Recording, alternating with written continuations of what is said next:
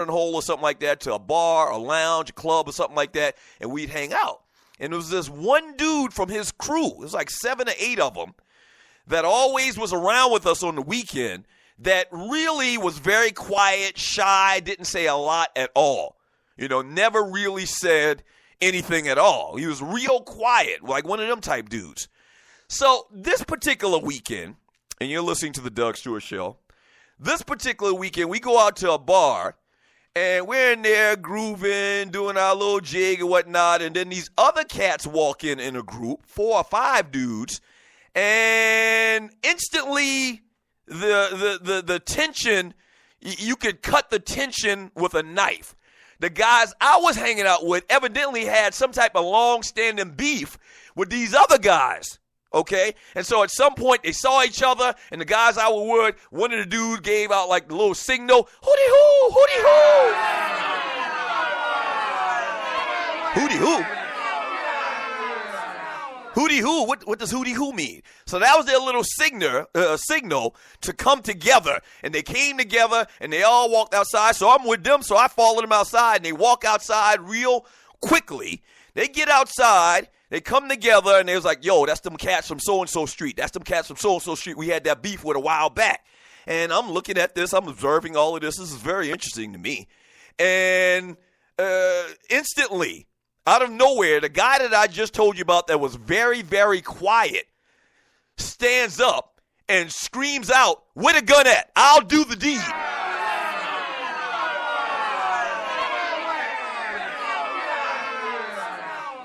And I'm saying to myself, you do the deed. What deed are you talking about? What's this about a gun? What's this about a gun? Where the gun? I'll pull a trigger. I'll pull a trigger. I'll pull a trigger. Just give me the gun. I'll pull a trigger. I'll go back in there and I'll shoot up the whole club. And I'm like, shoot up the whole club? What is he talking about? Is this some type of video game that he's talking about?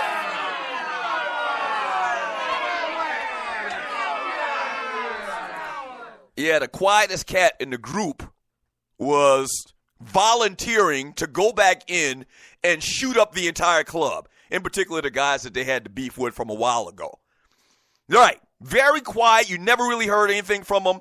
But this guy was what they call, and it didn't happen, and I eventually stopped hanging out with those guys.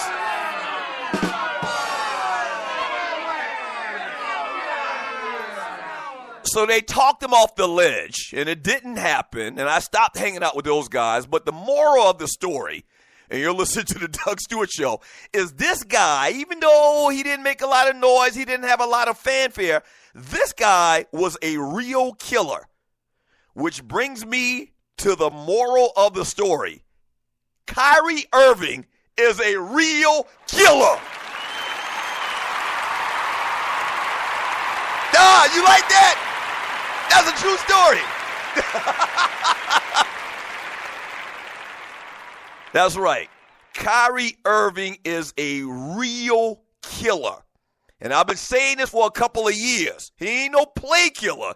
He's a real killer. If you remember last year during the NBA Finals, I was adamant in the fact and the point that I thought Kyrie Irving should have been the series MVP. You know why? Because he's a real killer. When LeBron shit went cold, they counted on, they looked upon Kyrie to bail them out. And he bailed them out several times last year. In that last series, in the last game, in Game 3, when LeBron couldn't hit the backside of a board, Kyrie Irving, they looked to him to try to bail out the Cavaliers. They weren't successful in Game 3, but they looked to him. LeBron deferred to him. Remember we talked about how LeBron in the fourth quarter act like the damn basketball was a hot potato? They went to Kyrie. You know why? Because Kyrie ain't scared. Kyrie is a killer. And last night, when LeBron James's his mentality was just shrunk into the size of a pea. When he got into foul trouble, when he couldn't make shots, he missed like his first 4 3-point shot attempts or whatever, somebody flicked the switch. Or they gave out that little signal that my boys back in Charleston gave out. Somebody said, hootie-hoo, Kyrie, we need you. And Kyrie Irving came to the rescue. All right? Listen, this is not a knock against LeBron James, but just like y'all hate on Kobe, I don't think that y'all give that boy Kyrie enough respect. The Cavaliers have a championship right now, I think, in particular, because of Kyrie Irving, okay? Last year when LeBron, once again, couldn't hit the backside of a barn. You know, whatever defense was thrown upon the Cleveland Cavaliers, Kyrie got buckets. You need a bucket? Call Kyrie. It's as simple as that. If you need a bucket, call Kyrie.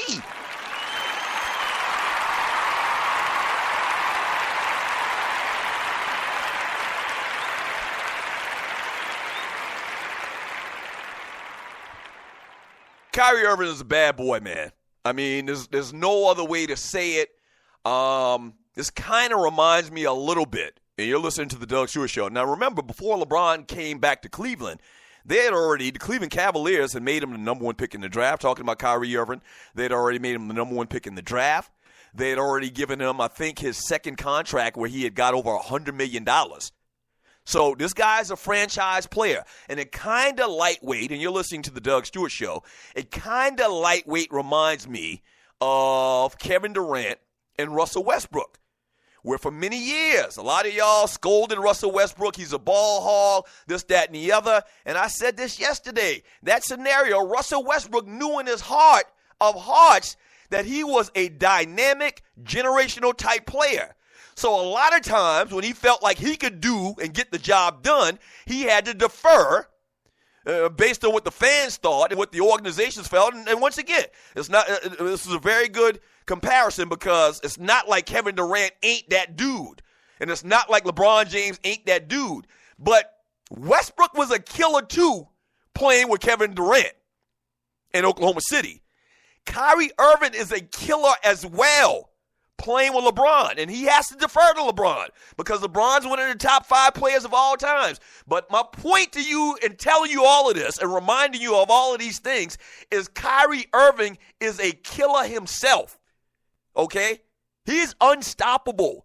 42 points last night and bailed out the Cleveland Cavaliers. If the Cavaliers would have lost this game, and we're going to get into all of the details about it in the next segment, if the Cavaliers would have lost this game, all bets would have been off. No Isaiah Thomas. They got injury issues. You know, they're playing all of these players because they have depth issues right now. And if the Cavaliers lose last night and this series goes to 2 games apiece, all bets are off.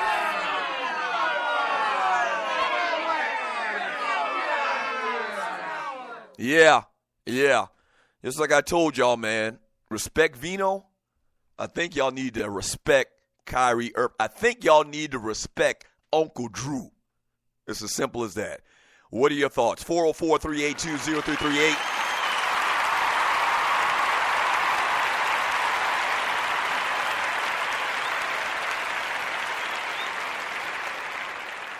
You can also email me at Doug@theDougStewartShow.com. Kyrie Irving goes for 42 points last night. LeBron James, 4 fouls in the first half. And, you know, basically silence for like 6 minutes of the second period of the game last night.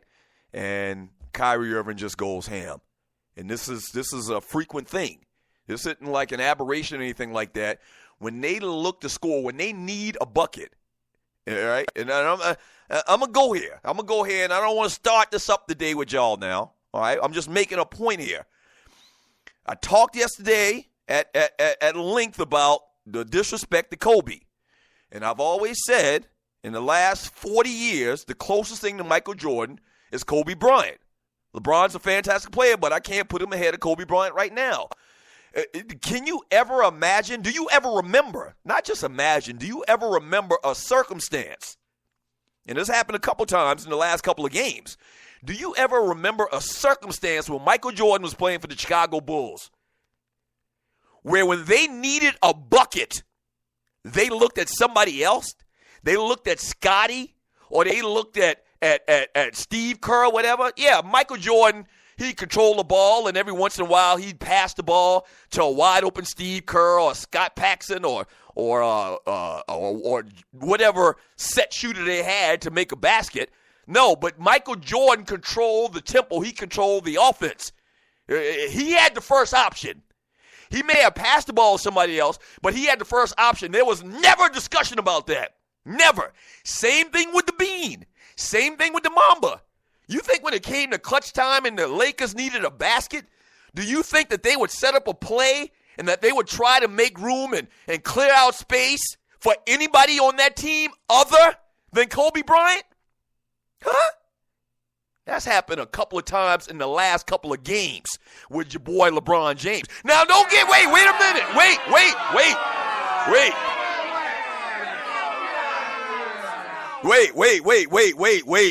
Whoa. I am not trying to diss LeBron James.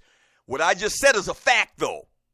That's all I'm saying. You do with it what you will. That's a fact. There was never a time when Kobe Bryant got to the level of success and became one of the best players in the game, maybe after like 3-4 years in the league, same thing with Michael Jordan, there was never a time throughout their career where the team looked for anybody else to make a play / score a basket. Once again, Jordan and Kobe, if they wanted to, they can make the decision to pass the ball to somebody else, but never did they try to get a bucket. They needed a bucket, and they deferred to anybody else on the team. Am I lying? You know I'm not lying. You know I'm telling the truth. So all I'm saying to you, this is perfect. All I'm saying to you is, and I'm not trying to make this about Kobe. I promise you I'm not trying to make this about Kobe. Respect Vino. That's all I'm saying. Respect Vino. Respect Kyrie. All you LeBron James fans. I'm a LeBron James fan too. But last night was a perfect example. The last 2 games have been a perfect example. The NBA Finals from last year, Games 5 and Game 6, or was it Game 6 and Game 7? May have been Game 5, 6, and 7. When the Cavaliers needed a bucket, they put it in the hands of Kyrie Irving. If I'm lying, I'm flying. Am I lying? We'll talk about it more when we get back from the break. The Doug Stewart Show.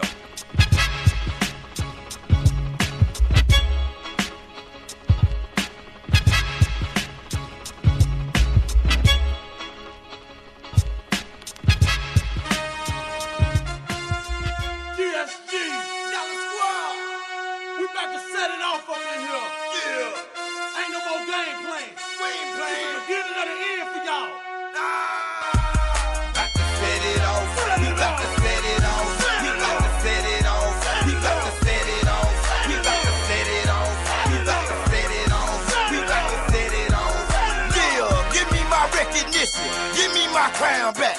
We got that fire down here, y'all don't call it contact. Give me my 16 ball, bet I'ma blaze a trap. Like a fool, huh? What you gotta say about that? We keep the club back. Where all of my thugs at? 5 finger ball ripping, boy. Step up, get your head cracked. Cause we real out here, and y'all fake. We get drunk down here, and y'all can't. We ride stinking like it's marinated in candy paint. Give me some drinking, I'm gon' blank. I hate to think Ricky G won't flip in the P. I'ma be with the hand, we can take it to the street. Let them know we ain't playing, knock them straight off of their feet. Leave them laying on the ground, I rock a baby to sleep. 7 days a week, I be head, but